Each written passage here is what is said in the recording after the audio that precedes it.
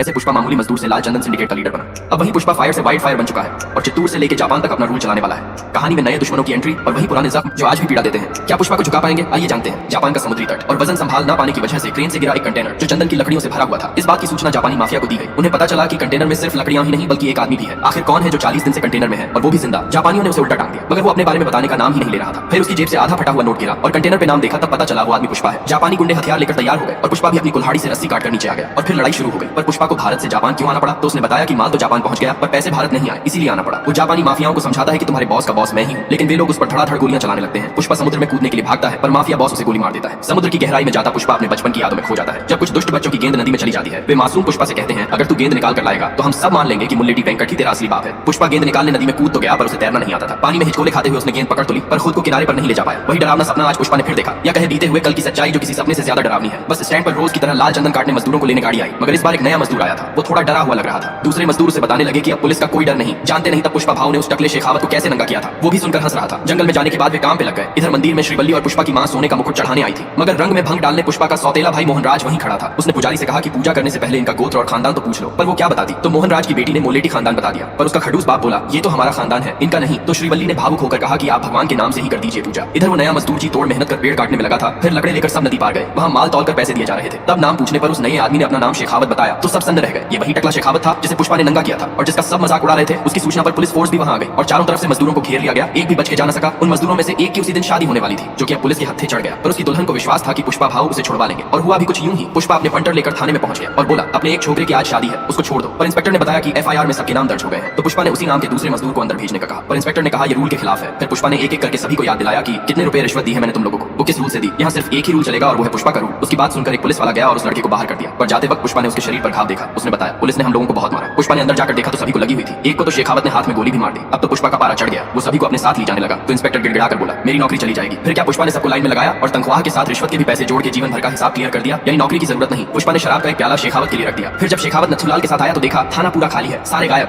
फिर एक कांस्टेबल आया और उन्हें सारी बात बताई। नथुलाल ने कहा सारे बिक गए, पर ये नहीं बिका, इसका प्रमोशन कर दो सर। पर वो तो बस सबके इस्तीफे देने रुका था और पैसों की पोटली लेके वो भी निकल लिया। इतनी प्लानिंग करने और जी तोड़ मेहनत करने के बाद भी शेखावत बस हाथ मलता रह गया। जब मुख्यमंत्री का आना हुआ तो पुष्पा भी उससे मिलने तैयार हो गया। तो श्रीवल्ली ने कहा आप सीएम से मिलो तो उसके साथ एक फोटो खिंचवा कर लाना, उसे अपने घर में लगाएंगे, लोगों को भी तो पता चले कि मेरे पति का बड़े बड़े लोगों के साथ उठना बैठना है। पुष्पा बोला ठीक है। फिर वो मंत्री सिद्धप्पा के साथ मिलने गया तो मीडिया वालों ने घेर लिया। पुष्पा ने बताया मेरी बीवी को सेंटीमीटर के साथ फोटो चाहिए, इसलिए आया। मंत्री भी अपने पद के चक्कर में बात करने आया था और साथ ही वो शेखावत का ट्रांसफर चाहता था। पर पुष्पा ने बोला इससे मेरी बेइज्जती होगी। फिर अंदर वे सीएम से मिले तो उसने खुद ही पुष्पा को पहचान लिया और तारीफ भी की। मगर जब पुष्पा ने फोटो खिंचवाना चाहा तो उसने रोक दिया और कहा पैरों की जूती कितनी ही अच्छी हो, उसे हाथों में लेके तो नहीं घूमेंगे। पर तभी कैमरामैन ने चुपके से फोटो खींच ली और सीएम को पता चल गया तो उन्होंने कैमरा लेकर रील बाहर निकाल दी और पुष्पा को समझाया कि बीवी के कहने पे चलने वाले कभी आगे नहीं बढ़ते। खैर पुष्पा चुपचाप बाहर आ गया पर सिद्धप्पा समझ गया था कि पुष्पा को बुरा लगा है। पुष्पा ने बोला कि ऐसा नहीं है, वो सीएम है, मेरे जैसे तस्कर के साथ फोटो क्यों खिंचवाएगा, कल तुम भी मुख्यमंत्री बनोगे तो यही करोगे। वो बोला मैं तो खिंचवाऊंगा। तो पुष्पा ने बोला कि ठीक है फिर बन जाओ। सिद्धप्पा तो ये सुनकर हिल गया। सीएम बनना उसके औकात के बाहर था। पर जब पुष्पा साथ में खड़ा है तो मंत्री फंत्री क्यों बनना, सीधे मुख्यमंत्री बनो। उसने बताया कि इसके लिए 100 करोड़ रुपए लगेंगे। पुष्पा बोला मैं 500 करोड़ दूंगा, तुम दिल्ली जाके प्रताप रेड्डी से मिलो और उसे शॉल ओढ़ाकर फोटो खिंचवाई। उस कैमरामैन को कहा फोटो फ्रेम करवा के रखना। पुष्पा को इस बात का बुरा लगा था कि सीएम उसकी बीवी को बीच में लाया। अब वो दिखाएगा बीवी के कहने पर चलने वाला मर्द क्या कर सकता है। उस कैमरामैन को पुष्पा ने अपनी सोने की चैन पहना दी क्योंकि उसने अंदर मना करने के बाद भी फोटो खींची थी और कहा शपथ ग्रहण में तू ही लेना फोटो। बाहर मीडिया को पुष्पा ने झूठ बोला कि मुख्यमंत्री 24 तारीख को मेरे घर आकर फोटो खिंचवाएंगे। श्रीवल्ली खबर सुनकर खुश हो गई। इधर सिद्धप्पा प्रताप रेड्डी के सामने बैठा था सीएम का पद मांगने, पर सिर्फ इससे बात बनने वाली थी नहीं। तो पुष्पा उसके भाई के अड्डे पर चला गया, वो भी 5 करोड़ की डील लेकर। लेकिन ये तो सिर्फ प्रताप रेड्डी से बात करने की फीस थी। प्रताप ने पुष्पा को कोंडा रेड्डी का 4% का हिस्सेदार बोला। तो उसने रेड्डी को बताया कि तुम भी कभी खदान में लॉरी गिनते थे, वो सब छोड़ो, मैंने तुम्हारे लिए एक मस्त सोफा भेजा है, वो भी पूरे 25 करोड़ रुपयों से भरा हुआ। बस सिद्धप्पा मुख्यमंत्री बनना चाहिए, नहीं तो मेरे पास ऐसे और भी बहुत सोफे हैं। रेड्डी उसका एटीट्यूड देख हैरान था और सिद्धप्पा चिंता में कि ऐसे ही पैसे लुटाते रहे तो हो गया कल्याण। पर पुष्पा ने भरोसा दिलाया कि खर्चे की चिंता छोड़ो, सिंडिकेट की कमाई बदलने वाली है। और उसी के सिलसिले में वो एक शेख से मिलने आने वाला था। शेख अपने हेलीकॉप्टर से आया था और उसे कुछ जम नहीं रहा था। वो बोला मैं छोटी मोटी डील नहीं करता, ये 100-200 टन माल तो इंडिया से कोई भी भेज देगा। पुष्पा बोला सिर्फ 10 टन मांग के देख। फिर उसने फोन लगाया, मगर माल देगा कौन, क्योंकि उन लोगों को तो खुद पुष्पा देता है माल, तो वे उल्टे पुष्पा से ही मांग रहे थे। शेख उसकी पावर जान गया था। फिर पुष्पा ने उसे बताया 2000 टन माल है, 2.5 करोड़ 1 टन का चाहिए। शेख ने डील फाइनल कर दी, पर पुष्पा ने 100 करोड़ कम किए और बदले में उसका हेलीकॉप्टर मांग लिया। अब तो पुष्पा के पैर जमीन पर नहीं टिक रहे थे। इतनी लकड़ी काटने बहुत सारे मजदूर लगने वाले थे, तो सबको 1000 के बदले 10,000 दिए और जितने भी ट्रक थे पुष्पा ने ड्राइवर समेत खरीद डाले और सारे तस्करों को बता दिया कि कितना माल चाहिए। पर बिछा रेड्डी कम माल की डिमांड से नाखुश था क्योंकि वो मंगल शिनू के इलाके से था, वहाँ पुलिस से बचना मुश्किल है। लेकिन पुष्पा ने कहा ठीक है तू भी 100 टन ले आना। इतना सारा माल मंगाने से सारे हैरान थे क्योंकि किसी को भी पता नहीं था आखिर पुष्पा करना क्या चाहता है। इधर दक्षा पुष्पा की तरक्की से परेशान होकर शेखावत के घर पहुंच गई और उसे ताने मारने लगी। वो बदले की आग में जल रही थी और अब पुष्पा का एक साथ इतना सारा माल इकट्ठा करना एक मिस्ट्री था। लाल चंदन की हर लकड़ी बस पुष्पा के पास जा रही थी। दक्षा ने बताया कि हमारा एक पुराना आदमी बिछा रेड्डी जो कि एक कमजोर खड़ी है, तू उसे पकड़ कर डरा ताकि पुष्पा का प्लान फेल हो जाए। उसके बताए अनुसार शेखावत ने बिछा रेड्डी की लकड़ी ले जा रहे ट्रक रोक लिए और सब पर पेट्रोल छिड़कवा दिया। तो रेड्डी वहां धमकाने आ गया। वो बोला तू भूल गया पुष्पा ने कैसे नंगा किया था। तो शेखावत ने बंदूक निकाली और गोली मारकर चंदन के सारे ट्रक उड़ा दिए। फिर रेड्डी को पकड़ के टारगेट पे लिया। शेखावत ने उसके ऊपर बंदूक रख दी, पर वैसा डर नहीं दिखा जैसा दिखना चाहिए, तो उसने रेड्डी को वहीं से नीचे फेंक के मार डाला। शिनू और दक्षा आए तो उसने कहा हम सभी को कहेंगे कि वो डर के मारे मारे खुद ही कूद गया। बाकी तो लोग अपने आप समझ जाएंगे। उसके अंतिम संस्कार में सारे तस्करों के साथ मंत्री भी आया। शिनू और दक्षा भी आग लगाने पहले से ही खड़े थे। उन्होंने इसका ठीकरा पुष्पा पर फोड़ा। दूसरे तस्कर भी इसे पुष्पा की शेखावत से दुश्मनी का नतीजा मान रहे थे। तो अगले दिन मंत्री सीधा पुलिस स्टेशन पहुंच गया। शेखावत उसे भी झूठ बोलने लगा तो सिद्धप्पा ने उसे चिल्लाया कि तू चाहे जो करेगा क्या, पर शेखावत जानता था कि सिद्धप्पा उसका कुछ नहीं बिगाड़ सकता। मुख्यमंत्री ने भी उसके ट्रांसफर का मना कर दिया था। सिद्धप्पा ने समझाया कि छोड़, अब इतनी सी बात को लेके बैठा है, मैं तुझे 10 करोड़ रुपए दूंगा, तू मान जा बस। वहां तेरे और पुष्पा के अलावा था ही कौन। तो शेखावत ने सबको बाहर भेजा और मंत्री से कहा कपड़े उतारो। मंत्री ने गुस्से में कहा तू जानता भी है कौन हूं मैं। शेखावत यही बताना चाह रहा था कि भले ही वहां कोई ना हो, पर कपड़े उतरवा कर अपनी ही नजरों में गिरा दिया। तो इसी बात पर सिद्धप्पा ने अपने कपड़े उतार दिए और कहा मैं सब उतार कर ही नेता बना हूं, अब तू भी लाइन पर आ जा। पर शेखावत उस बात को भूल नहीं रहा था। तो सिद्धप्पा ने कहा पुष्पा तुझे सॉरी बोल देगा, ठीक है। ये सुन के शेखावत एकदम ही प्रसन्न हो गया। पर क्या पुष्पा झुकेगा? मंत्री ने उसे विश्वास दिलाया कि मैंने ही उसे मजदूर से सिंडिकेट का बाप बनाया था। फिर पुष्पा की सॉरी के लिए एक पार्टी रखी गई और सारे तस्करों और पुलिस वालों को भी बुलाया। शेखावत भी सूट बूट पहनकर आया। बहुत सालों पहले इस तरह का इंतजार अपनी प्रेमिका का किया था और आज पुष्पा का। इधर चक्का पुष्पा को समझा रहा था कि अगर सुलह ना हुई तो शिनू सिंडिकेट का मुखिया बन जाएगा। पुष्पा दारू पीकर टुन्न हो चला था। उसकी हालत देखकर श्रीवल्ली ने भी साथ जाने का फैसला किया। इधर शिनू को विश्वास नहीं था कि पुष्पा सॉरी बोलने आएगा, लेकिन आखिरकार पुष्पा आ गया। एक टेबल पर दोनों को बैठाया गया। शेखावत सबको सुनाना चाहता था तो पार्टी बंद करवा दी। मंत्री पुष्पा से बोला कि चल बोल दे जल्दी से। रूखे मन से पुष्पा ने सॉरी बोल दिया। शेखावत ने पहले से रिकॉर्डर तैयार रखा था और बार बार सुनकर खुश हो रहा था। वहीं शिनू और दक्षा इस चीज से हैरान थे। पुष्पा सॉरी बोलकर निकल गया पर उसे ये ठीक नहीं लग रहा था। वहां सब लोग मुझ पर हंस रहे होंगे। श्रीवल्ली और केशव ने उसका मान रखने कहा कि आपने सही किया, पर पुष्पा बोला तुमसे ज्यादा तो शिनू मुझे समझता है, कम से कम उसे तो मुझसे ये उम्मीद नहीं थी। फिर उसने उन दोनों को गाड़ी से उतारा और वापस निकल लिया पार्टी में। शेखावत मंत्री से कमीशन पर डिस्कस कर रहा था और तभी पुष्पा ने उस पर गाड़ी चढ़ा दी। शिनू को पता था पुष्पा दूसरी एंट्री पर क्या करता है। वो उस स्विमिंग पूल में मूद रहा था जिसमें उसने शेखावत को टक्कर मारकर पटका। शेखावत तो हक्का बक्का रह गया और बेचारा मंत्री सुलह की इतनी कोशिशों के बाद भी हार गया। पुष्पा बोला इसकी जगह अगर गोविंद जैसा ईमानदार पुलिस वाला होता तो मैं जरूर बोलता सॉरी। उन लोगों ने शेखावत को नहलाकर कपड़े पहनाए पर अपने ऊपर पेशाब किए जाने से उसे गुस्सा आ गया और उसने बंदूक निकाल ली। इधर पुष्पा ने भी बंदूक तान दी तो जक्का रेड्डी ने बोला पुलिस वालों से दुश्मनी मत ले, हमारा करोड़ों का माल पड़ा है तेरे पास। यही बात शेखावत ने पकड़ ली और धमकी दी कि तेरा सारा माल जब्त कर लूंगा। तो पुष्पा ने उसे चुनौती देते हुए बता दिया कि इस दिन माल बाहर जाएगा, अगर रोक लिया तो मैं सिंडिकेट छोड़कर फिर से मजदूरी शुरू कर दूंगा। माल पकड़ने पुलिस ने पूरे शेषाचालम को चारों तरफ से घेर लिया। हर सड़क हर पुल पर पुलिस का पहरा था। खुद शेखावत भी वहां मौजूद था। इसी दौरान उसे एहसास हुआ कि वे लोग पुल पर पहरा दे रहे हैं जबकि नदी तो पूरी सूखी पड़ी है, तो जाने के लिए पुल की क्या जरूरत। उसका अंदाजा सही था। सैकड़ों की संख्या में लाल चंदन की लकड़ियों से भरे ट्रक नदी के रास्ते जा रहे थे और पुष्पा केशव को इंस्ट्रक्शन भी दे रहा था। पुलिस सारी बातें सुन रही थी और उनका पीछा कर रही थी। पुष्पा को जब पता चला तो उसने अपने लोग लगा दिए। कहीं पर ट्रक पुलिस के सामने आ गए तो कहीं हाथियों ने रास्ता रोक दिया, पर शेखावत और कुछ लोग उनके पीछे लगे थे। उन्हें रोकने पुष्पा ने डैम के गेट खुलवा दिए और सूखी नदी में लबालब पानी भर गया। ट्रक तो निकल गए पर पुलिस की गाड़ियां नहीं निकल पाई। पर शेखावत ने पीछा नहीं छोड़ा और जंगल के रास्ते जाने लगा। उसे सामने से बहुत सारी बैलगाड़ियां आती दिखी तो उसने सबको रोक नाकाबंदी कर दी। केशव ने देखा सामने रास्ता बंद है और शेखावत बंदूक लिए खड़ा है। पुष्पा ने कहा तुम सब भाग जाओ वहां से। तो वे लोग ट्रक से नीचे कूद गए और शेखावत ने गोली मार मारकर सारे ट्रक उड़ा दिए। अब वो चारों तरफ बिखरी लाल चंदन की लकड़ियों के बीच खड़ा था। उसे इतनी खुशी पहले कभी नहीं हुई। शिनू और दक्षा भी वहां आए थे। मीडिया वालों को भी बहादुरी के किस्से सुना दिए। पर तभी एक बात पता चली जिसे सुनकर उसके पैरों के नीचे से जमीन खिसक गई। शिनू ने बताया ये लाल चंदन नहीं है बल्कि सैंड्रा है। दोनों बाहर से एक जैसे ही दिखते हैं। मतलब पुष्पा ने फिर चूना लगा दिया। बाहर से घंटियों की आवाज आई तो उसने देखा कि लोग बहुत सारे बैल ले जा रहे हैं। उसके लोग एक बैलगाड़ी उठा के लाए। दरअसल ये गाड़ी चंदन की लकड़ी से बनी थी और ऐसी ही सैकड़ों गाड़ियां थी जिन पे चढ़कर शेखावत ने सैंड्रा के ट्रक पकड़े थे और चंदन हाथ से जाने दिया। पुष्पा उसके सामने खड़ा होकर बताता है कि तुम लोग कितने बड़े बेवकूफ हो। पर शेखावत बोला कि ये गाड़ी भी काफी है केस बनाने, लेकिन उसमें पहले से एक बॉम्ब लगा रखा था। उसके फूटते ही वो भी राख बन गई और पुष्पा बूम बूम करते चले गया। मगर शेखावत ने कुछ और प्लान कर शिनू से एक टन लाल चंदन लाने को कहा। इधर पुष्पा और उसका परिवार मंदिर में आए होते हैं तो पुष्पा की भतीजी दौड़कर उसके पास आ जाती है। उसने वही लॉकेट पहना था जो पुष्पा के पिता ने उसे दिया था। वो पुष्पा से बात करने की कोशिश कर रही थी पर पुष्पा उसकी तरफ देखता भी नहीं। थोड़ी देर बाद माता की पूजा करते वक्त श्रीवल्ली को चक्कर आने लगते हैं। तब पता चलता है कि वो गर्भवती है। ये सभी के लिए खुशी की बात थी। मगर इसके बाद पुष्पा काली माता का रूप बना के नृत्य करता है। ऐसा तब किया जाता है जब माता से कुछ मांगो। वो रोते हुए बोला कि मैंने माता से बेटी मांगी है, क्योंकि बेटा हुआ तो मैं उसे खानदान का नाम भी नहीं दे पाऊंगा। तो श्रीवल्ली ने उसे चुप कराया। उस वक्त मंदिर में कुछ दुष्ट भी स्त्री के वेश में आए हुए थे। वे हुड़दंग मचा रहे थे और पुष्पा की भतीजी से छेड़छाड़ करने लगते हैं। और तो और उनमें से एक उसका पल्लू नीचे फेंकता है। तभी वहां पुष्पा आकर पकड़ लेता है। फिर जैसा कि अपेक्षित है पुष्पा एक को पटक पटक के मारता है। श्रीवल्ली कावेरी से बोलती है कि देख तेरे चाचा को फर्क पड़ता है। वो मुख्य गुंडा तो कुछ ज्यादा ही धूर्त था पर पुष्पा ने उसे भी अकेले ही धो डाला। उस वक्त पुष्पा साक्षात काली लग रहा था। फिर वहां उसका सौतेला भाई मोहन आ गया। वो पुष्पा का आभार मानने के बजाय खरी कोटी सुनाने लगा। उसने कहा तुझे क्या लगता है ये सब करके तू हमारे में शामिल होना चाहता है? अब तो श्रीवल्ली का खून खौल गया। वो बोली ए तेरे खानदान की बत्ती बना के डाल ले, हमें नहीं चाहिए। एक तो भला करो ऊपर से 100 बात सुनो। मेरे पति के गुस्से से पूरा चित्तूर कांपता है पर तेरी वजह से उसकी आंखों में आंसू आते हैं। तूने जीना हराम कर दिया है हमारा। अपने खानदान का नाम तू अपने पास रख। यहाँ किसी से भी पूछ वो अपने नाम की जगह यही बताएंगे कि मैं पुष्पा का क्या लगता हूँ। और कावेरी से कहा दूर रहो हमसे। उस गुंडे को भी छोड़ दिया और वे लोग चले गए। फिर मोहन राज ने गुंडों को आधा टकला किया। मुंह तो पहले से काला था ही। फिर गले में चप्पल डालकर गड्ढे पर बैठाकर उनकी झांकी निकाली। मगर गुंडा अभी भी सुधरा नहीं था। इधर शिनू शेखावत के लिए एक टन लाल चंदन ले आया। शेखावत ने कहा कि माल यहाँ से तो चला गया पर अभी देश में ही है, मैं पकड़ लूंगा। और उससे पहले लकड़ी की जांच करने जो जांच दल आएगा वो सिर्फ तुम्हारी लाई असली चंदन की लकड़ी चेक कर सभी को बता देंगे कि ये सारी चंदन की ही लकड़ी है। और वैसा ही हुआ। प्रताप रेड्डी ने जब देखा कि माल पकड़ा गया तो वो चिंता में आ गया। इससे सिद्धप्पा का मुख्यमंत्री बनना भी मुश्किल हो जाता और बाकी तस्कर भी शेखावत की बातों में आकर पुष्पा पर दबाव बना रहे थे कि हमारा माल कहाँ है। पर पुष्पा ने कहा कि धंधा भरोसे पे चलता है। मैंने कहा माल सुरक्षित है मतलब सुरक्षित है। यहाँ लोकेशन बताना शेखावत के कान में बोलने जैसा है। फिर भी तुम्हारी तसल्ली के लिए मैं जक्का रेड्डी को दिखाऊंगा कि माल किधर है। शिनू दक्षा और शेखावत मौजूदा मुख्यमंत्री से मिलने गए और उसे बताया कि सिद्धप्पा और पुष्पा में 500 करोड़ की डील हो चुकी है और आपके 110 विधायक उसकी गोद में बैठे हैं। अगर पैसे मिल गए तो आपकी कुर्सी जाना तय है। मुख्यमंत्री ने पूछा तुम्हें क्या चाहिए तो उन्होंने बताया आप तमिलनाडु सरकार से बात कर लीजिए क्योंकि माल का पता सिर्फ जक्का रेड्डी को है और वो इस वक्त रामेश्वरम में है। उसके साथ वो शेख भी है जो डील लेके आया था। जक्का ने सिद्धप्पा को फोन कर बता दिया कि माल सुरक्षित है। इधर शेखावत भी अपना दल बल लेकर रामेश्वरम के समुद्री तट पर पहुंच गया और लगा दिया सबको लकड़ी खोजने। मगर सभी जगह ढूंढने के बाद भी माल कहीं मिल नहीं रहा था। फिर उसकी नजर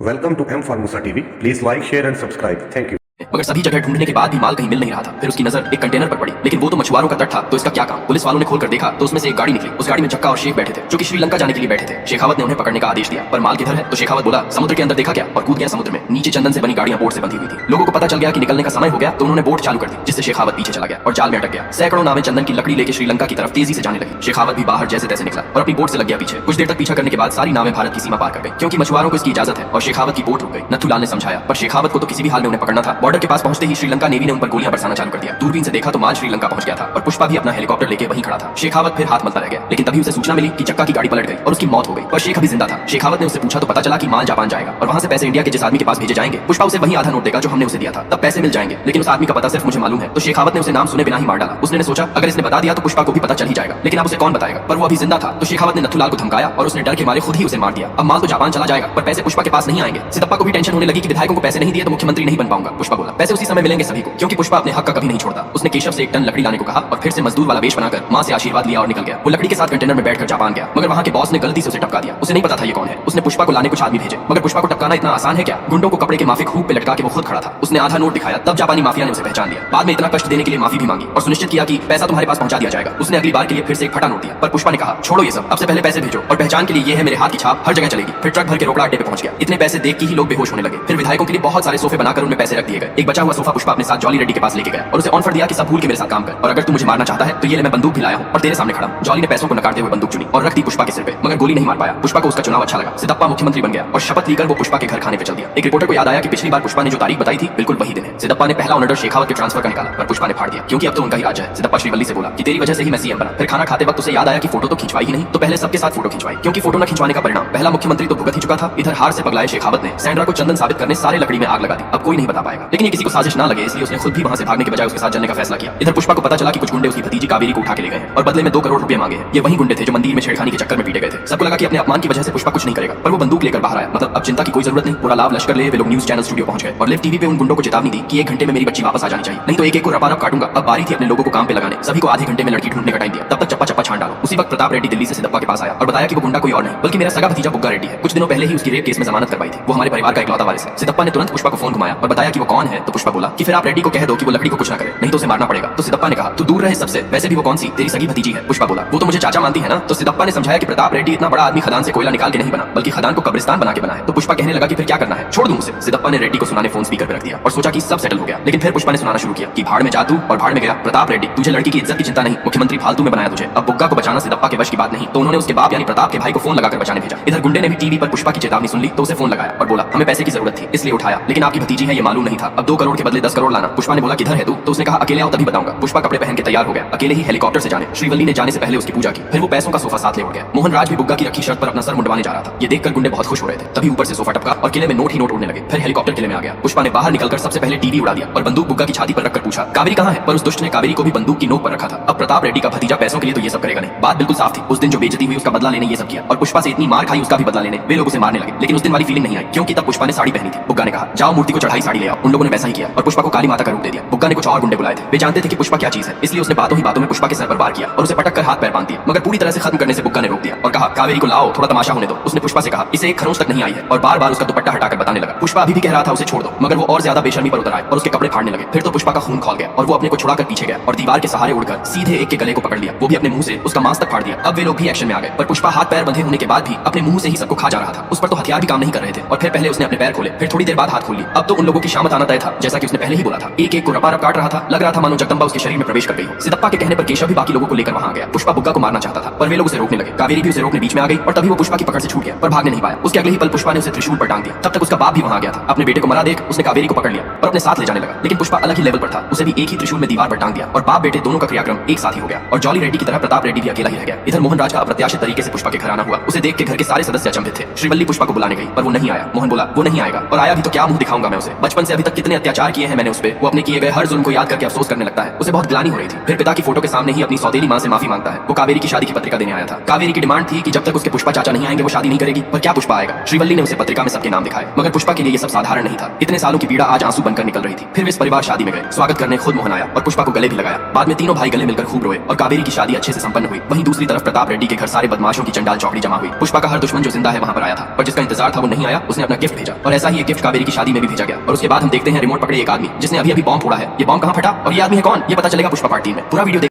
Thanks for watching M Formosa TV. Please like, share and subscribe. Thank you.